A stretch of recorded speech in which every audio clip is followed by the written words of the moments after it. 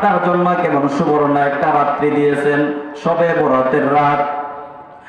ওই রাত্রে দেখেন মালিক ইবনে দিনার রাহমাতুল্লাহ আলাইহি তিনি প্রায় মদ পান করতেন আর জোয়ার আড্ডায় পড়ে থাকতেন। তিনি এমন এক গুনাহগার ছিল, তার একটা বাচ্চা ছিল সন্তান, সে ছোটবেলায় মারা যায়।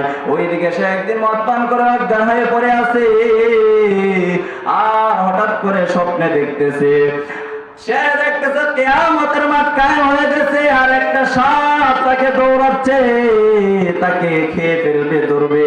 সে সাপের অগ্রসর দেখে সে সামনে অগ্রসর হয় আর চিৎকার করতেছে। হঠাৎ করে একটা সামনে বুড়া লোক ডাক দিয়ে বলতেছে, চাচা আমাকে বাঁচান, আমাকে বাঁচান। ওই বৃদ্ধ লোক বলে, বাবা রে, আমার শরীরে তেমন শক্তি না, আমি তোমাকে সাপ থেকে রক্ষা করব। সে আবার বাঁচতে না পেরে সামনে অগ্রসর হয়, আস্তে আস্তে যাই একটা পাহাড়ের টিলার মধ্যে উঠে গেল। আর টিলার মধ্যে যাওয়ার পরে দেখতেছে বিশাল পাহাড় পাহাড় একের পর এক। আর ওইদিকে তার চিৎকার কে আর শুনে, হঠাৎ করে তাকাইয়া দেখে সামনে একটা সুন্দর বিল্ডিং। ওই বিল্ডিং থেকে তার ওই যে ছোটবেলা মেয়েটা মারা গিয়েছিল, ওই মেয়েটা দৌড়াইয়া এসে বাবার কোলে উঠে গেল। বলেন না সুবহানাল্লাহ। ছোটবেলায় মেয়ে মরলে রাত কিনা দেখেন। ও মুসলমান, এবার যখন তার কোলের মধ্যে উঠে যায়, তৎক্ষণাৎ সাতটার সামনে অগ্রসর হই না।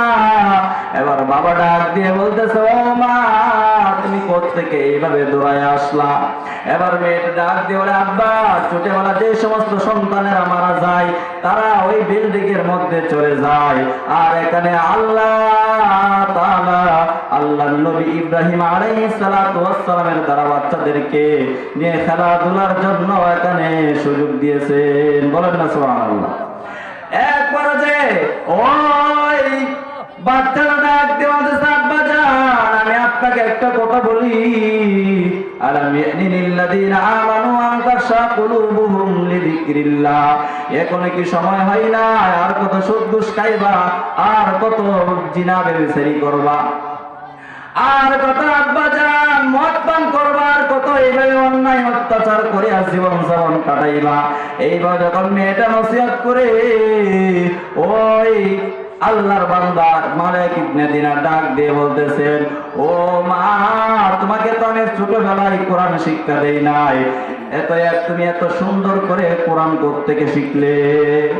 এই কথা যখন বলে, মালিক ইবনে দিনারকে সন্তান মেয়েটা ডাক দিয়ে বলে, আব্বা জান, এই যে বালাকানা দেখতেছেন, যে সমস্ত ছোট ছোট বাচ্চারা শিশুকালে মারা যায়, তারা ওই বালাকানার মধ্যে চলে যায়, আর মহান রব্বুল আলামিন ইব্রাহিম আলাইহিস সালাতু ওয়াস সালামের দ্বারা কোরআন শিক্ষা দিয়ে থাকেন। বলেন না সুবহানাল্লাহ।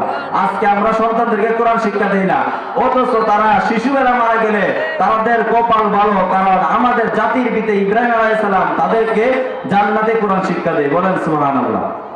তাহলে দুনিয়াতে টাকার চেয়ে মরা ভালো। বলেন ঠিক কিনা? ও মুসলমান, আল্লাহ ওয়ার সংক্ষিপ্ত সময় এইবার যখন মেয়েটা বলল, আব্বা জান, এখানে ইব্রাহিম আলাইহিস সালাতু ওয়াস সালাম শিশু বাচ্চাদেরকে কোরআন শিক্ষা দিয়ে যারা ছোট অবস্থায় মারা যায়। এবার বাবারা বলল, বুঝতে পারলাম, এবার জানতে চাই, আমাকে যে ওই যে সাপটা দৌড়াইলো, ওই সাপটাকে, আর এই যে বুড়া লোকটা, এই বুড়া লোকটাকে, আর আমার এই যে এই অবস্থা, এর কারণটা আমি একটু জানতে চাই। এইবার যখন ওই মেয়েটার কাছে বলবো, মেয়েটা ডাক দিয়ে বলতেছে, আব্বা জান, ওই যে সাপটা আপনাকে দৌড়াচ্ছে, এটা হলো আপনার জীবনের বদ আমল, আর ওই যে বুড়া লোক, এটা হলো আপনার জীবনের নেক আমল। আপনার বদ আমল এত পরিমাণ বাড়ছে, এত পরিমাণ হয়েছে, যে কারণে আজকে বদ আমল আপনাকে সাপ হইয়া দৌড়ায় আপনাকে ধ্বংস করবে, আর আপনার নেক আমল অত্যন্ত দুর্বল, যে কারণে বুড়া লোকটা বললো আমার গায়ে শক্তি নাই। অর্থাৎ ওই বুড়া লোকটা নেক আমল হওয়ার পর আপনাকে বাঁচাইতে পারে নাই, বদ আমল এত বেশি হয়েছে, সাপ হইয়া দৌড়ায়। এ আব্বা জান, এখনো সময় আছে, জাহান্নামের আগুন থেকে যদি বাঁচতে চান এখনো সময় আছে, তওবা করো, অন্যায় অত্যাচার দুরাচার বেবিচার, এইভাবে আর কয়দিন মদ পান করবা, এইভাবে আর কয়দিন সুদ ঘুষ খাইবা।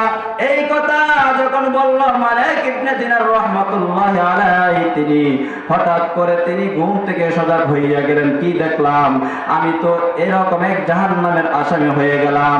আমার মেয়েটা নসিহত করছে কোনো সময় আছে তওবা করেন, তাহলে যদি আপনার ঠিকানা জান্নাত হয়। তিনি এবার জাগ্রত হইয়া তাকাইয়া দেখেন এখনো সবে বরাতের রাত্রি শেষ হয় নাই, সবাই মাত্র 2, 2:30, 3টা বেজে গেল, এখনো সবে বরাতের রাত্রি শেষ হয় নাই। তিনি তৎক্ষণাৎ তিনি গোসল করিয়া পবিত্র হইয়া নামাজের জায়গায় দাঁড়াইয়া নামাজ পড়িয়া মালিকের কাছে এত পরিমাণ কান্না করলেন, আমার মালিক তাকে মাফ করে দিলেন। সে বিশ্ববিখ্যাত আল্লাহর ওলি হইয়া দুনিয়া থেকে বিদায় হইছে। এজন্য ওই সবে বরাত যে সামনে রয়েছে, আর মাত্র কয়েকদিন, শুক্রবারের দিন গিয়া রাত্রে, ওই রাত্রে আমরা জীবনে যা গুনাহ করছি না করছি অন্য দিনের তুলনায় বেশি বেশি ইবাদত করব, কারণ এই রাত্রটা মাফের অফার। সর্বক্ষেত্রে আল্লাহ তাআলা আমাকে আপনাকে চাওয়া সবকিছুই কবুল করবেন। এজন্য আল্লাহ তাআলা আমাকে আপনাকে সকলকে ওই রাত্রটাকে সামনে রেখে আমরা যেন আল্লাহ তাআলার কাছে বেশি বেশি দোয়া করে ইবাদত করি, আর রমজান মাস যেন পেয়ে যাই। আল্লাহ তাআলা আমাকে আপনাকে সকলকে কবুল ও মঞ্জুর করে, সকলে বলে আমিন। ওয়া আখিরু দাওয়ানা।